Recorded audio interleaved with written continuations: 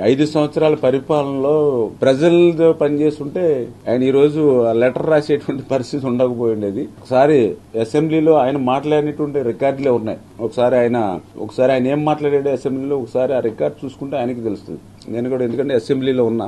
ఒకసారి ఆయన మాట్లాడుతూ, చంద్రబాబు నీకు 23 మంది ఉన్నారు, ఒక 5 ఎమ్మెల్యేని నేను తీసుకుంటే నీకు 17, 18 వచ్చేస్తే నీకు ఆ ప్రతిపక్ష హోదా కూడా నీకు మిగలదు నేను తలుచుకుంటే అన్నాడు. అంటే ఆయన చెప్పింది ఏంటి ఆ రోజు అంటే 18 మంది ఉంటేనే నీకు ప్రతిపక్ష హోదా, అది నేను తీసుకుంటే ఆ హోదా కూడా ఉండదని ఆ రోజు అసెంబ్లీలో చెప్పినటువంటి వ్యక్తి ఈ రోజు అబ్బెబ్బే నెంబర్తో సంబంధం లేదు, ప్రతిపక్షం హోదా నాకు ఇవ్వాలని అంటే, సార్ రికార్డులు 2 మీరు మీడియా ఉన్నారు కాబట్టి ఆ రికార్డు ఒకసారి కావాలంటే నేను మీకు పంపిస్తాను. ఆ రోజు అసెంబ్లీలో ఆయన ఏం మాట్లాడాడు అంచేత మీరు కూడా అవి 2 కూడా పెట్టండి. ఆ రోజు ఏం మాట్లాడాడు ఆయన, ఈ రోజు ఏం లెక్కలో ఎవరు ఉదాహరించాడో రాయండి. అంటే అధికారంలో ఉన్నప్పుడు